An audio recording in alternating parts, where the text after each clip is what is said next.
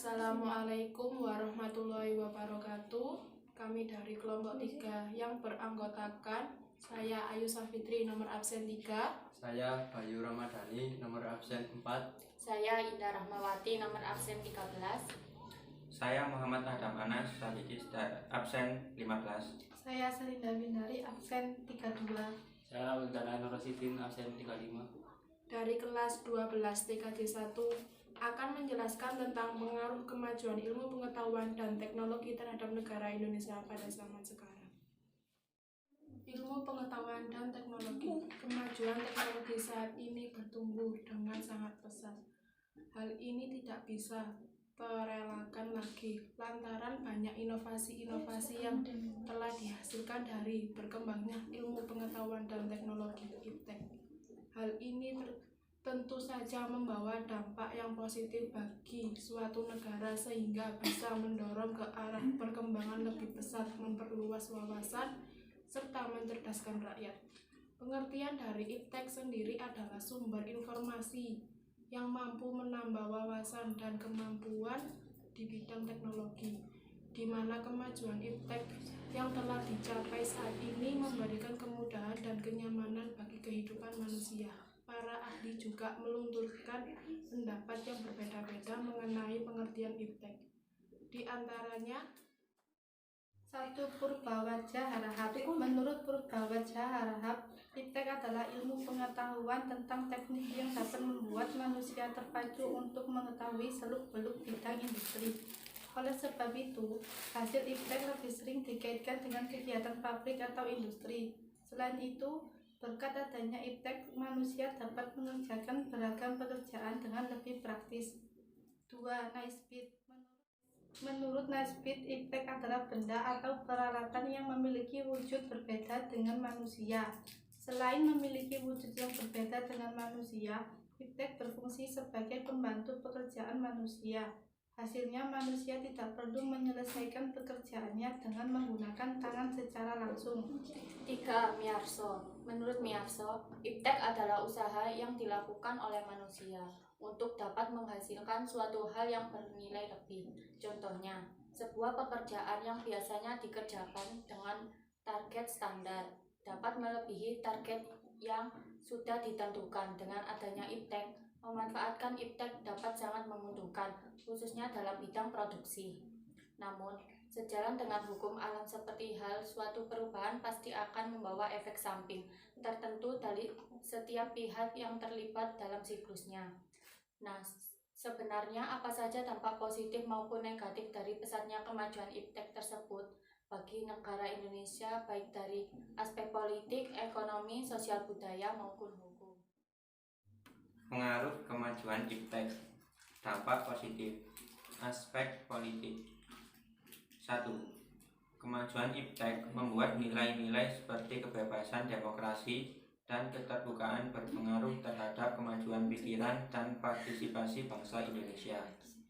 Nilai-nilai ini akan menjadi alat kontrol yang baik bagi keberlangsungan pemerintah yang bersih, jujur, adil, dan mampu menerima aspirasi dari masyarakat secara baik. 2. Terbukanya dialog antar pemerintah dan masyarakat untuk saling kerjasama dalam mewujudkan tujuan bersama. Aspek ekonomi. 1. Makin meningkatnya investasi asing ke dalam negeri. 2. Banyak produk luar negeri yang masuk ke dalam karena perdagangan bebas. Aspek sosial budaya. 1. Munculnya internet dan gadget yang canggih telah mempermudah seseorang memperoleh informasi dari manapun dan kapanpun. Ini juga berperan dalam peningkatan efisiensi dalam aktivitas sehari-hari. Aspek hukum, pertahanan, dan keamanan. 1. Menguatnya aturan hukum dan pembuatan peraturan perundang-undangan yang memihak dan bermanfaat untuk kepentingan rakyat banyak. Dampak negatif. Aspek politik. 1. Banyaknya berita bohong atau hoaks. 2. Disalahartikannya nilai-nilai keterbukaan, kebebasan, dan demokrasi. 3. munculnya ujaran kebencian. 4. Situasi politik menjadi tidak stabil. Aspek ekonomi. 1. Banyak produk luar negeri yang masuk ke dalam karena perdagangan bebas. 2. Banyak tradisional dan produk dalam negeri kalah bersaing. Aspek sosial budaya. 1. Munculnya gaya hidup konsumtif dan selalu mengkonsumsi produk luar negeri. 2. Munculnya sifat hedonisme. 3. Adanya sikap individualisme. 4. Makin memudarnya semangat gotong royong, solidaritas, dan kepedulian sosial. 5. Makin lunturnya nilai-nilai keagamaan dalam kehidupan bermasyarakat. Aspek hukum, pertahanan, dan keamanan. 1. Meningkatnya tindakan anarkis dari masyarakat yang dapat mengganggu stabilitas nasional bahkan persatuan dan kesatuan bangsa. Sikap selektif terhadap pengaruh iptek. Aspek politik. 1. Mengembangkan demokratisasi dalam segala bidang. Mengadakan reformasi lembaga-lembaga politik agar menjalankan fungsi dan peranannya dengan lebih baik. 3. Memperkuat kepercayaan rakyat dengan menegakkan pemerintahan yang bersih dan berwibawa. Aspek ekonomi. 1. Pertanian dijadikan prioritas utama karena mayoritas penduduk Indonesia bermata pencaharian sebagai petani. 2. Sektor industri haruslah menggunakan bahan baku dari dalam negeri sehingga tidak tergantung pada impor dari luar negeri. 3. Mempererat kerja sama dengan sesama negara berkembang untuk bersama-sama menghadapi kepentingan negara-negara maju. Aspek sosial budaya. 1. Terbuka terhadap inovasi dan perubahan. 3. Dapat memanfaatkan kegunaan iptek. 3. Menghargai pekerjaan sesuai dengan prestasi. Aspek hukum pertahanan. 1. Menegakkan supremasi hukum atau keadilan hukum, artinya tidak ada diskriminasi dalam hukum. 2. Membentuk fakta pertahanan internasional atau perjanjian internasional demi perdamaian dunia. Paparan masalah dan solusi.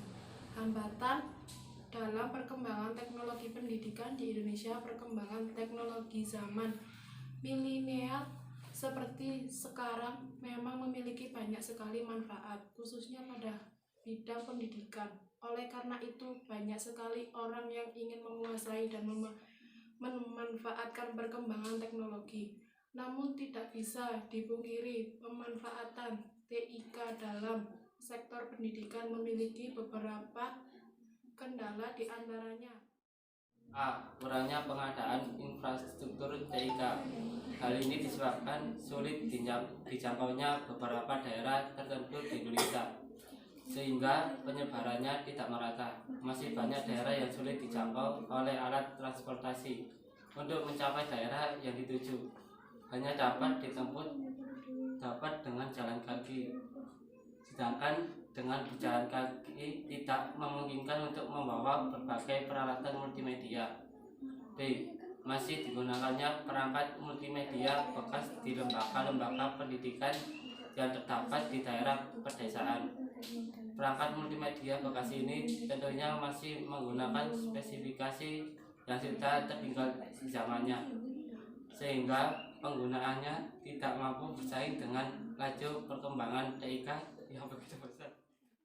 Kurangnya infrastruktur telekomunikasi dan perangkat hukum yang mengaturnya, sebab cyber law belum diterapkan di dunia hukum Indonesia.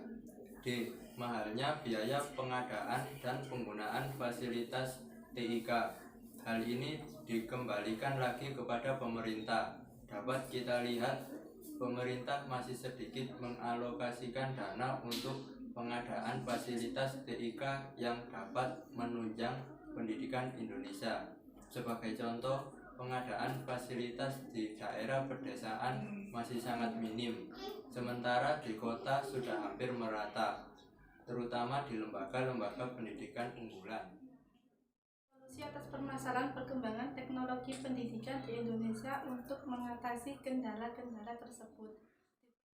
Diperlukan langkah-langkah penyelesaian yang sekaligus berfungsi sebagai prasyarat keberhasilan penerapan TIK dalam pembelajaran. Menurut Mahmud, dalam bukunya yang berjudul ICT untuk Sekolah Unggul, terdapat beberapa persyaratan agar dapat menerapkan pembelajaran berbasis teknologi informasi dan komunikasi, yaitu tersedianya sarana-prasarana yang menunjang pembelajaran berbasis TIK. Lebih lanjut dijelaskan beberapa persyaratan yang harus dipenuhi dalam menerapkan pembelajaran berbasis TIK sebagai berikut. 1. Guru dan siswa harus memiliki akses terhadap teknologi digital dan internet dalam kelas, sekolah, dan lembaga pendidikan. Ini berarti sekolah harus memiliki sarana-prasarana yang memadai yang berkaitan dengan teknologi informasi dan komunikasi, seperti tersedianya komputer atau laptop, jaringan internet, laboratorium komputer, peralatan multimedia seperti CD, DVD, dan infokus. 2. Harus tersedia materi yang berkualitas, bermakna, dan dukungan kultural bagi guru dan siswa. Materi-materi ini dapat berupa materi pembelajaran interaktif yang berpaduan komputer atau laptop, seperti CD, DVD, dan infokus dalam pembelajaran interaktif. 3. Guru harus memiliki pengetahuan dan keterampilan dalam menggunakan alat-alat dan sumber-sumber digital dalam kegiatan belajar mengajar agar tercapai standar kriteria ketuntasan minimal atau KKM. 4. Harus tersedianya anggaran atau dana yang cukup untuk mengadakan pengembangan dan merawat sarana prasarana teknologi informasi dan komunikasi tersebut. 5. Dan yang tidak kalah penting adalah adanya kemampuan dan dukungan dari semua pihak. Dalam hal ini, kepala sekolah, guru, dan peserta didik untuk menetapkan pembelajaran dengan dukungan teknologi, komunikasi, dan informasi tersebut. Sekian dari kelompok 3, kami ucapkan terima kasih. Wassalamualaikum warahmatullahi wabarakatuh.